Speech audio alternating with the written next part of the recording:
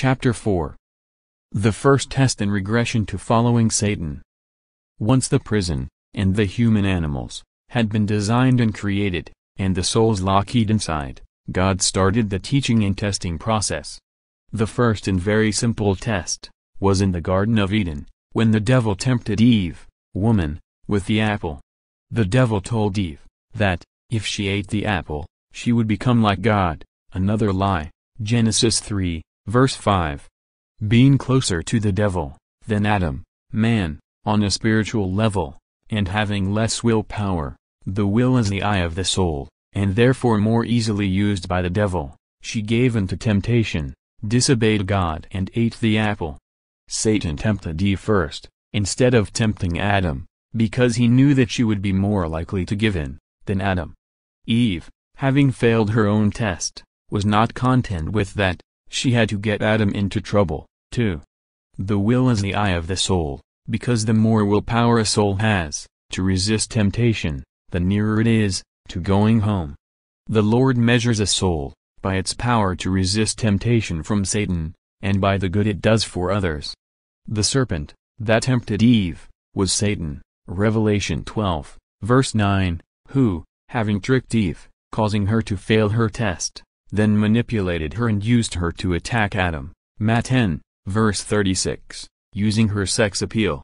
Adam then also failed his first test, because he foolishly loved Eve more than God, Matt 10, verse 37, in doing good, and followed her advice, the devil's really, instead of God's advice. The simple story of Adam, man, and Eve, woman, and the trees of the knowledge of good, God, and the knowledge of evil, D/evil, seems never to have been understood by anyone on earth, and yet it is very straightforward and easy to understand. God walked in the Garden of Eden with Adam and Eve, and talked with them, teaching them to eat, digest, the knowledge of good, his truth, and warned them not to eat from the tree of the knowledge of evil, Satan's lies, or they would die. They already had access to the fruit of the tree of the knowledge of good, and were eating it, and, if they ate from the tree of the knowledge of evil, they would then know that there was good and evil, and become confused. In their confusion, they would never find their way home, and would die. If they obeyed God, there would be no confusion, or conflict, in their minds, and they would learn only good, from God, the tree, or source, of the knowledge of good, truth, quickly and easily, and live forever. As they learned from God's teachings, they would become more and more like Him, until, once they became enough like Him, like Jesus' example, they would be pardoned and then released from this planet, Earth, and allowed to go home, back to their real homes and families, out in the universe, and live forever. God was telling them, in the day that you listen to that liar again, instead of to me, eat from the tree, source, of the knowledge of evil, lies, you will die, Genesis 2, verse 17 and Deuteronomy 30, verse 15. The serpent, Satan the liar, devil, told Eve that God was lying to her, and that if she believed him, instead of God, she would be like God, which, of course, coming from the liar, devil, was a lie. Eve believed the liar, devil, instead of God, and convinced Adam to believe the liar too, repeating, for a second time, the original sin that had caused the war, and, from that day, exactly as God, the truth/word, John 1, verse 1-5, told them, people have been dying ever since. So God told you the truth, as he always does, and Satan deceived you all, yet again, Revelation 12, verse 9, as he still does today.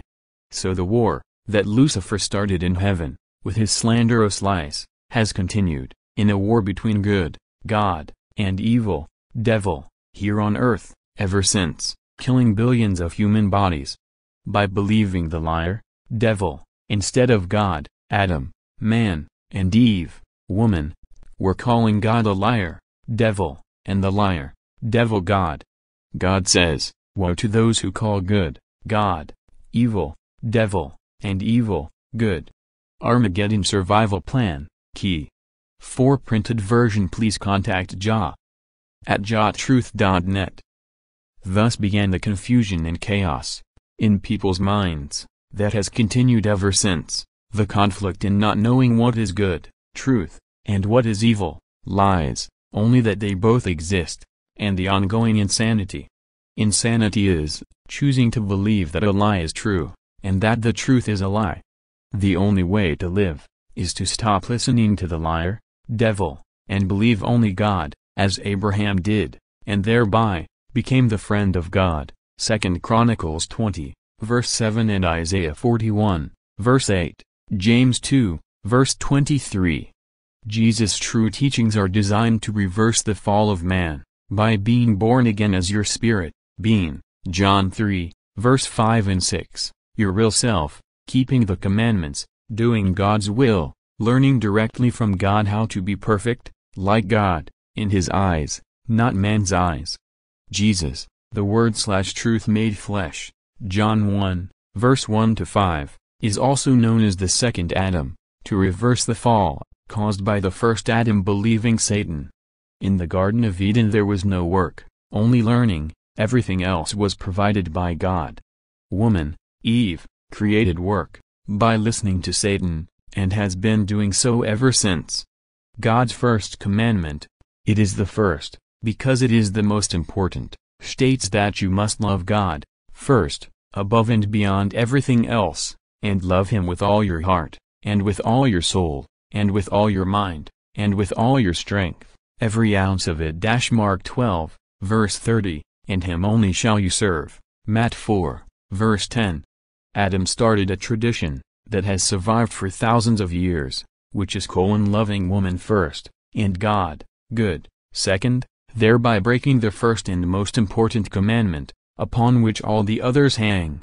This has caused, and still is causing, most of the trouble in the world, and God will allow women to continue punishing men, with heartache, etc., until man learns to put God, pure love, first, and woman, sex, second, or he runs out of time, whichever comes first. Men must learn to do God's will, and not woman's will, which is often actually Satan's will. He manipulates the souls that are locked inside women's bodies, to pull the souls locked inside men's bodies back to earth, and keep them here in prison, or the world will continue to accelerate in a backwards direction.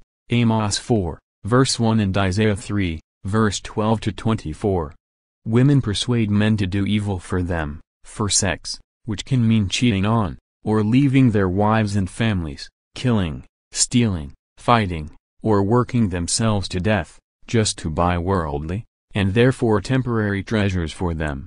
To quote the picture of Dorian Gray, by Oscar Wilde, referring to women, as spoken by a friend of Dorian, they have got it, we want it, and people are making millions in between. Revelation 18, verse 3-20.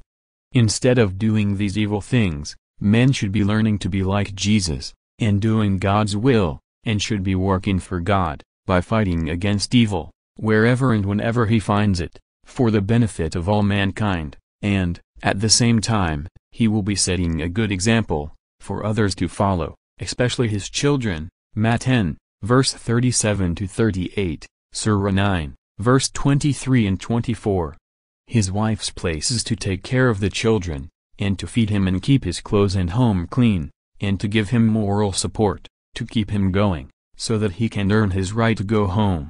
If she does this, she is also going forward, towards becoming a perfect lady, wife and mother, eventually earning the right to be a man. Behind every great man, there is a relatively good woman. Men must learn not to break the commandments, and then, to use his superiority of strength, both mental and physical, gently, along with his better understanding of spiritual love, to persuade woman not to break the commandments either. If not, the world will continue to go backwards, until God has no alternative, except to destroy all the evil souls. Don't fool yourselves into thinking that you are good. You are not. Isaiah 64, verse 6 and 7. If you were good, you would not be here, you would already have gone home. God does not keep good people in prison. It is impossible for man to do what he should, until he learns to worship pure love, God, instead of sex, one of the devil's weapons, and to know the difference between the two.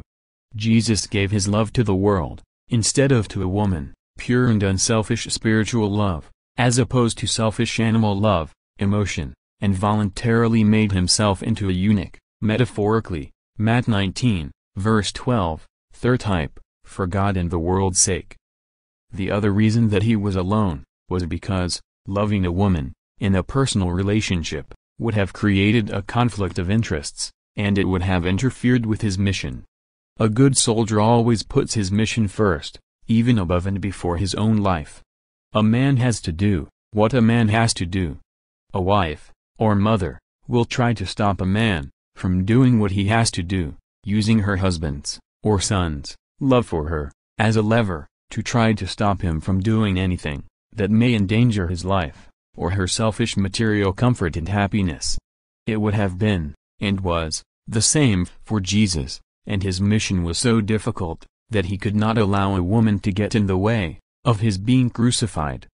Also, it would not have been fair on any woman, so Jesus chose to be alone, demonstrating total unselfishness in choosing to hurt himself by being alone, rather than hurting someone else who loved him, self-crucifixion.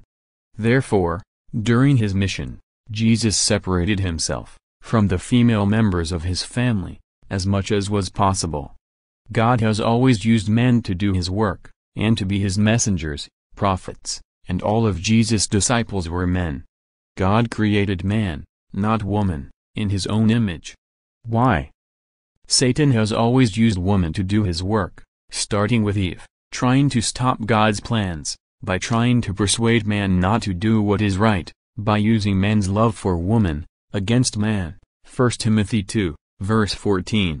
Man was told, by God, from the beginning, Genesis 3, verse 16 and 17, that woman was not and could never be his equal, and God has reminded man repeatedly, ever since, 1 Corinthians 11, verse 1 to 16, Surah 2, verse 228 and Surah 4, verse 34.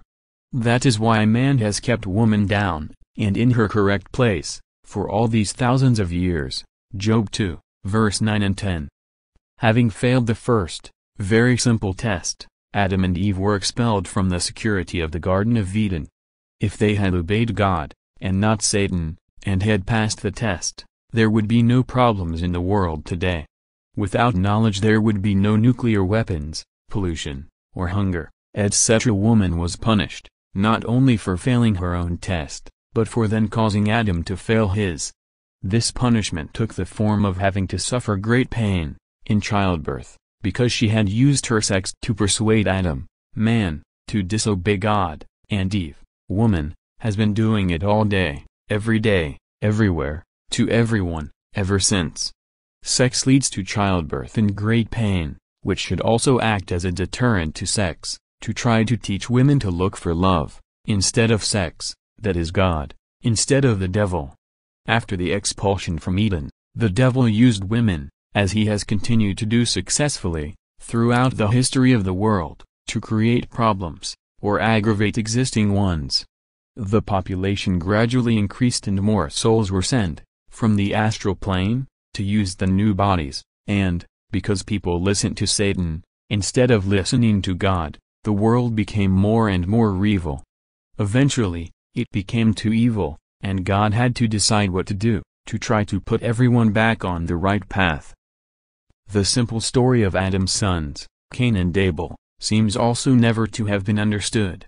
God told Cain and Abel, after their parents had already been disobedient, that the only offering he would accept from them was a lamb, foreshadowing the Lamb of God, Christ and his self-crucifixion. Abel obeyed God and brought a lamb, exactly as he was told to do, and was accepted. Cain, just like his parents, disobeyed God and he brought the fruit of the earth, and was rejected. In other words, unless you approach God, exactly as he has told you to do, I am the way, no man comes to the Father, except by me, the Lamb of God, John 14, verse 6, and not as your parents and siblings have done, you will be rejected. People say that there are many paths to God, and there are thousands of different religious doctrines, all claiming theirs is the right and only one, but there are thousands of them.